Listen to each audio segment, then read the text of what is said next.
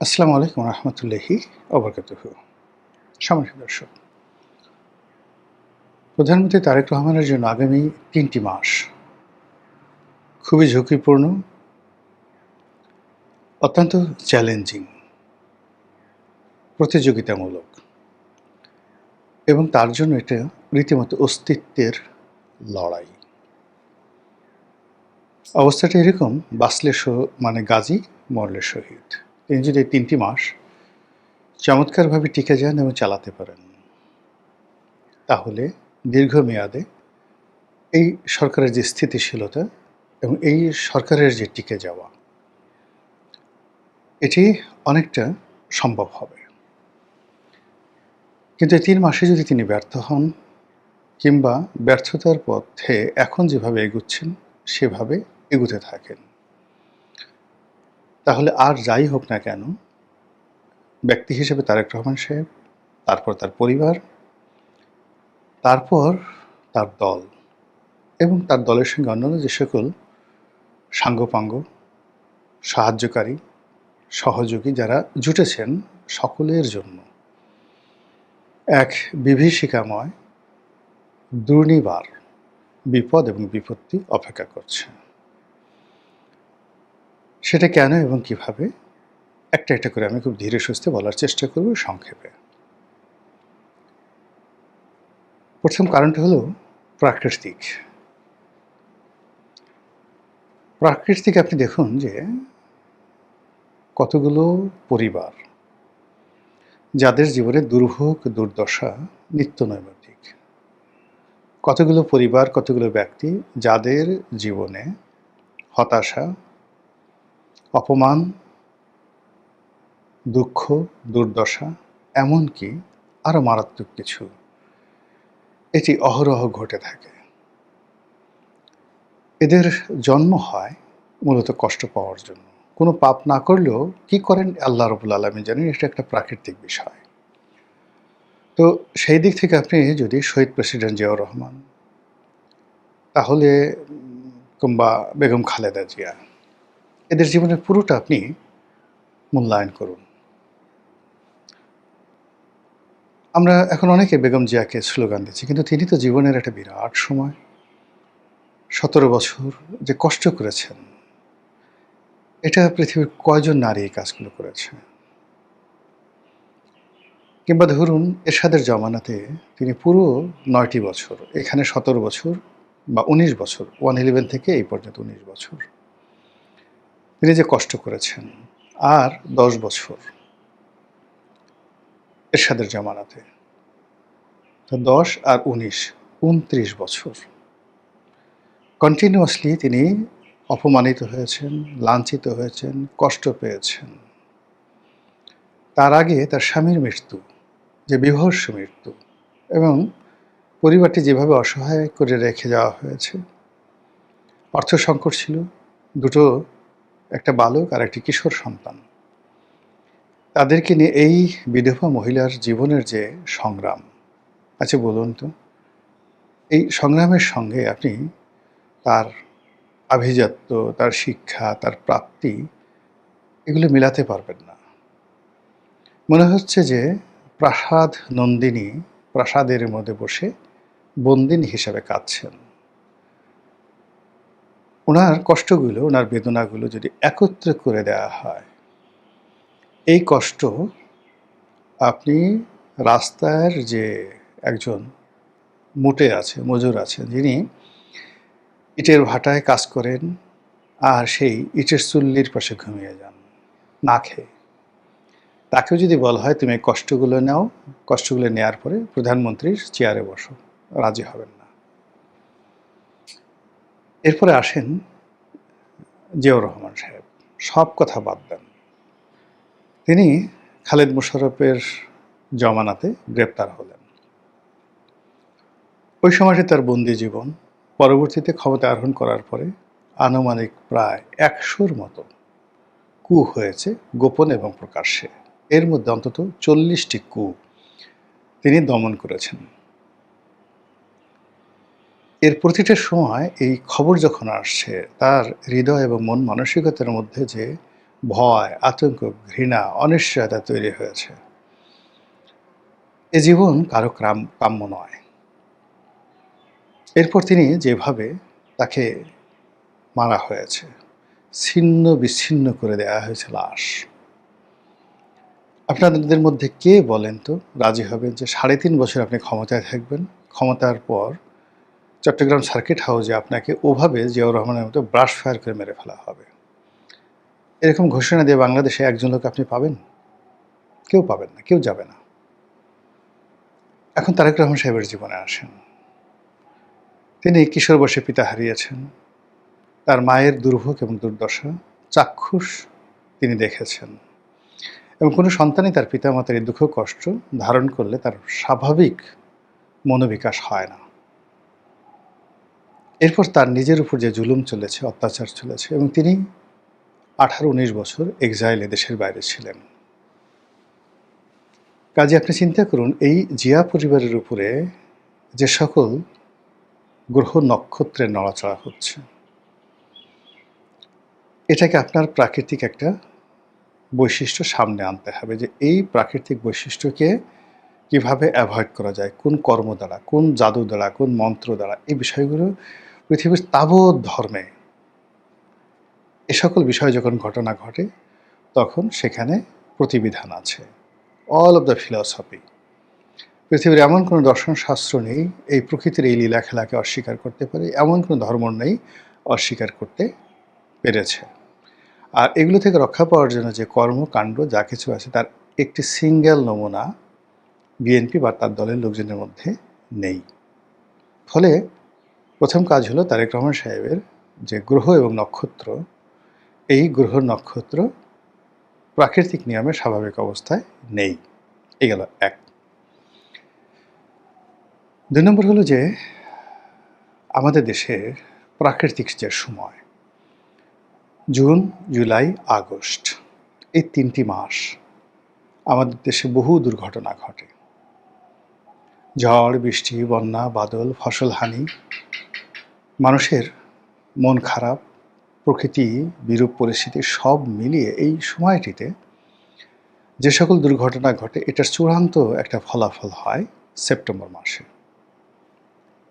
কাজেই এই যে তারেক রহমান সাহেবের এখন যে সময় জুন মাস যাচ্ছে, জুন, জুলাই, আগস্ট, এই ৩টি মাসের যা কিছু কর্ম এটি সেপ্টেম্বর মাসে আপনারা দেখতে পাবেন। আপনি যদি শেখ হাসিনার জীবন দেখেন, একই ঘটনা ঘটেছে। আপনি যদি জিয়াউর রহমানের ঘটনা দেখেন, এরশাদের ঘটনা দেখেন, তারপর খন্দকার মোশতাকের ঘটনা দেখেন, সবই কিন্তু জুন, জুলাই, আগস্ট, সেপ্টেম্বর, সেপ্টেম্বরের শেষ সব কিছু।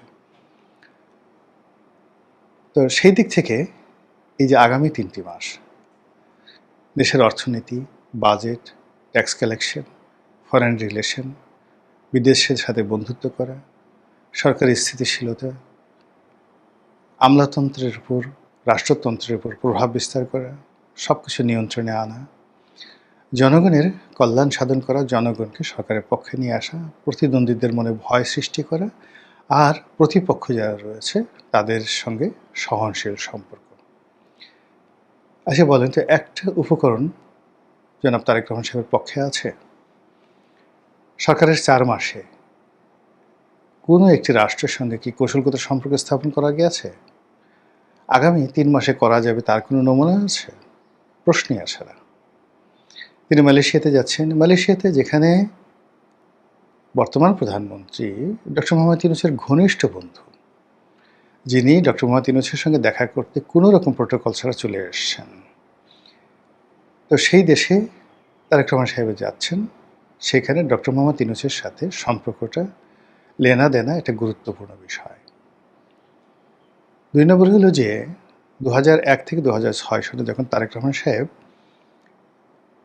ক্ষমতাধর ছিলেন, তখন মালয়েশিয়াতে তার বিনিয়োগ নিয়ে, তার অর্থ নিয়ে নানা রকম কথাবার্তা ছিল। বিএনপির অনেক প্রভাবশালী নেতা মালয়েশিয়াতে সেকেন্ড হোম করেছিলেন। মালয়েশিয়াতে বাংলাদেশিদের, সেটা বিএনপি হোক, আওয়ামী লীগ হোক, তাদের ফান্ড ট্রান্সফার করা, থাকা, ব্যবসা বাণিজ্য করা, সম্পত্তি ক্রয় করা, এটার একটা স্বর্গরাজ্য। আরাফাত রহমান কোকো সেখানে ছিলেন, তার স্ত্রী এবং সন্তানেরা সেখানেই লালিত পালিত হয়েছেন এবং এখনও সম্ভবত সেখানেই আছেন। তো সেই মালয়েশিয়াতে তিনি যাচ্ছেন, সেটি কি তার ব্যক্তিগত সফর, রাষ্ট্রীয় সফর, লোক দেখানো সফর, নাকি ডক্টর মোহাম্মদ ইউনূসের বন্ধুর সঙ্গে যেকোনো একটা সমঝোতা বোঝাপড়া? এর কারণ হলো ডক্টর মোহাম্মদ ইউনূস এই মালয়েশিয়াকে টার্গেট করেই একটি ম্যান পাওয়ার লাইসেন্স করেছিলেন। তো সেই ম্যান পাওয়ার লাইসেন্সটি এখনও বহাল আছে, কিন্তু ইউনূস সাহেবের ক্ষমতায় চলে যাওয়ার পর মালয়েশিয়াতে একটা লোকও পাঠানো যাচ্ছে না, এখনও পর্যন্ত সেটি অ্যাপ্রুভ করেনি। তো মালয়েশিয়াতে যদি লোক পাঠাতে হয় তাহলে কি আনোয়ার ইব্রাহিম প্রধানমন্ত্রী, তার কোনো অনুরোধ আছে, নির্দেশনা আছে, সাজেশন আছে ইউনূসের ব্যাপারে? সেটা কিভাবে জনাব তারেক রহমান সাহেব সামঞ্জস্য করবেন? এবং সেখান থেকে তিনি সরাসরি যাবেন বেইজিংয়ে।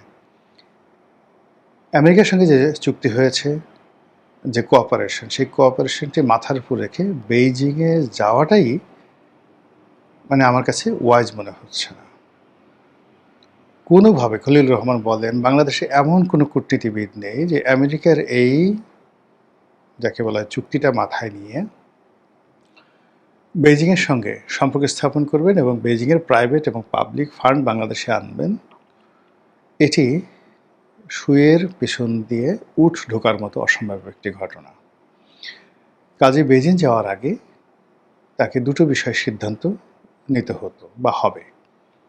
এক, আমেরিকার সঙ্গে থাকবেন, বেইজিংয়ের সঙ্গে জাস্ট ফরমাল। আর আমেরিকাকে তালাক দিয়ে বেইজিংয়ের কৌশলগত বন্ধুত্ব হবেন বা বন্ধুত্ব শুরু করবেন বেইজিংয়ের সঙ্গে। আগামী 3 মাসে তিনি বা তার সরকার এরকম একটি গুরুতর সম্পর্ক স্থাপন করবেন, রিলেশন করবেন বা যা কিছু করবেন, এটা অসম্ভব একটা বিষয় হয়ে দাঁড়িয়েছে। এর বাইরে ভারতের কূটনীতি তো আছেই। অন্যদিকে আওয়ামী লীগ, জামাত, বামপন্থী রাজনৈতিক দলগুলো, এমনকি সেই যে 2001 সন থেকে 2006 সন পর্যন্ত সারা বাংলাদেশে যেভাবে বাংলা ভাই, যেভাবে শায়ক আব্দুর রহমান, যেভাবে আনসারুল্লাহ বাংলা টিম, তারা তাদের কর্তৃত্ব প্রতিষ্ঠা করে ফেলেছিল, সেটা এই জমানাতেও ইউনূস জমানার চেয়ে বেশি চলছে, কিন্তু তারা রাগ করছে না। ইউনূস জমানাতে তারা খোলস ছেড়ে বের হয়ে এসেছিল।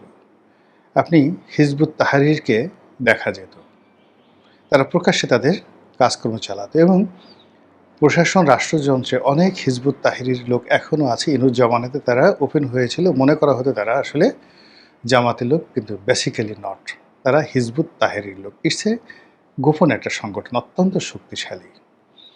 এই সংগঠনটি গত 4 মাসে তারেক রহমানের জমানাতে একেবারে নিশ্চুপ হয়ে আছে, কিন্তু তাদের অ্যাক্টিভিটিস আগের চেয়ে আরও বেশি করে চলছে। It is very dangerous for mister Rahman. তো মিস্টার রহমান মানে তারেক রহমান, তিনি যে কাজগুলো করছেন সেই কাজগুলোর মধ্যে মেধার ধারাবাহিকতা, এগুলোর পরিবর্তে চমক বেশি দেখা যাচ্ছে। তিনি এখানে রাষ্ট্রসত্তার যে অস্তিত্ব, বিএনপির যে অগ্রযাত্রা, এগুলোর চাইতে চমক সৃষ্টি করা, নিজে গাড়ি ড্রাইভ করা, মিডিয়াতে বারবার আসা এবং যে কোনো কারণে তার কন্যার, তার স্ত্রী, তাদের প্রশংসা, তাদের ইতিবাচক গুণগান মানুষ করুক এবং সেই জিনিসগুলো সামনে আসুক, এই কাজগুলো সরকার বা রাষ্ট্র যুগপৎভাবে করছে। জাইমা রহমান খেলছেন, বাম পা দিয়ে গোল করছেন, এটাকে ভাইরাল করা হচ্ছে কেন? সরকার কি জানে না যে এদেশে একটি উগ্রবাদ গড়ে উঠেছে, এদেশে একটি জঙ্গিবাদ গড়ে উঠেছে, এদেশে নারীদেরকে অবগুণ্ঠনধারী করার জন্য একটা বিরাট শক্তিশালী চক্র কাজ করছে? সেখানে জাইমা রহমান এবং জুবাইদা রহমানকে সামনে আনা, এই পরিস্থিতি নিয়ন্ত্রণ না করে, একটা মডারেট সোসাইটি গঠন না করে, এটা তারেক রহমান সাহেবের পরিবারের জন্য ঝুঁকিপূর্ণ। কেন তিনি সেই কাজগুলো করছেন? 2 নম্বর হলো তিনি গাড়ি চালাচ্ছেন, বেল্ট বেঁধে নিজে নিজে গাড়ি চালাচ্ছেন। ইটস এ ডেঞ্জারাস গেম, মারাত্মক ডেঞ্জারাস গেম বাংলাদেশের মতো জায়গাতে। কেন তিনি এই কাজগুলো করছেন? কেন তার গাড়ি চালানোর শখ? তিনি তো 2001 থেকে 6 পর্যন্ত অনেক গাড়ি চালিয়েছেন। ইংল্যান্ডে অনেক গাড়ি চালিয়েছেন। গাড়ি চালানো তার একটা প্যাশন, তার একটা ফ্যাশন। ভালো গাড়ি তার পছন্দ, এটা আমরা সবাই জানি।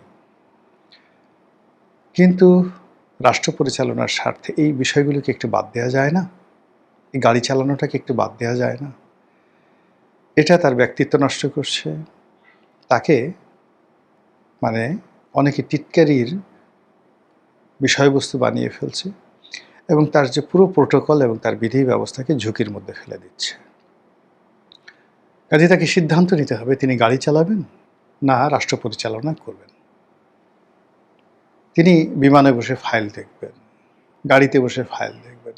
প্রতিটি মুহূর্তে তার একটা মুভিং স্টেশন থাকে, কিন্তু তিনি যদি নিজে ড্রাইভ করেন, ড্রাইভিং সিটে থাকেন, ওই সময়টাতে তার আসলে ড্রাইভিং ছাড়া অন্য কোনো চিন্তা করা যায় না। নাম্বার 1। নাম্বার 2 হলো ড্রাইভিং এমন একটা বিষয় যাদের মাল্টি ডাইমেনশনাল চিন্তা থাকে, বহুমুখী চিন্তা থাকে। একসাথে 10টা চিন্তা যারা করে তারা কোনোদিন গাড়ি ড্রাইভ করে না, করতে পারে না। আর যারা ড্রাইভার বা গাড়ি চালায় বা খুব দক্ষ গাড়ি চালায়, তারা একটা নির্দিষ্ট দিকে কনসেন্ট্রেট থাকতে পারেন, আর দুনিয়ার অন্য কোনো চিন্তা বা 2-3টে চিন্তা একসাথে করতে পারেন না।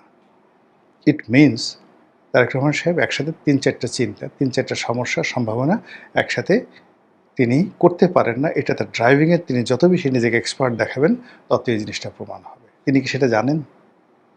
তো এই যে যা কিছু হচ্ছে, সব কিছুই আগামী 3 মাসের মধ্যে একটা সেটেলমেন্টে চলে আসবে এবং সেই সেটেলমেন্টটা আমাদের কারোর জন্যে সহজ নয়। অনেক কিছু ট্রান্সফর্ম হচ্ছে, অনেক কিছু ধূমায়িত হচ্ছে, অনেক কিছুর রসায়ন তৈরি হচ্ছে, সামনে পেছনে, পর্দার আড়ালে, আকাশে বাতাসে, নদী সমুদ্রে পাহাড়ে, সব জায়গাতে। এটা কোনো ছেলে খেলা নয়। আশা করি সরকারি যারা কর্তা ব্যক্তি রয়েছেন, গবেষক রয়েছেন, দার্শনিক রয়েছেন, চিন্তাবিদ রয়েছেন, অর্থনীতিবিদ রয়েছেন, আমার চেয়ে বহু বহু পণ্ডিত, কিন্তু ক্ষমতার কাছাকাছি থাকলে, ক্ষমতার মধ্যে থাকলে অনেক জিনিস বোঝা যায় না, যেটা আমরা দূর থেকে বুঝতে পারি কম বুদ্ধি থাকা সত্ত্বেও। বিষয়গুলো তারা যদি চিন্তা করেন, তাহলে আমাদের সবার জন্য কল্যাণকর। মহান আল্লাহ আমাদের সবাইকে হেদায়েত দান করুন, হেফাজত করুন। আসসালামু আলাইকুম ওয়া রাহমাতুল্লাহি ওয়া বারাকাতুহু।